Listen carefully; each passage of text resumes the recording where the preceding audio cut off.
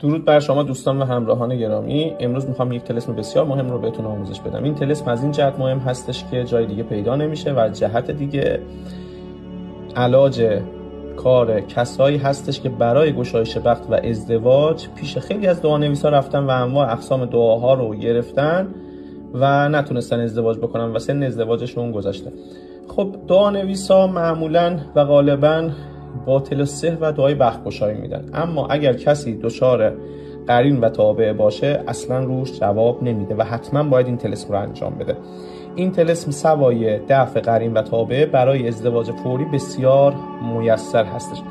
خب برای انجام دادن این طلسم شما باید روز جمعه به هنگام طلوع آفتاب یا همون ساعت ظهر این طلسم رو با محلول مشک و گلاب و زعفران بنویسین و در این قسمت اسم خودتون و اسم مادرتون رو مینویسین و بعد از نوشتن بخور میدین به مستکی و سندرس و بعد با حفظ حجاب تا زده چسب بزنین تا 40 روز از گردنتون آویزون بکنین.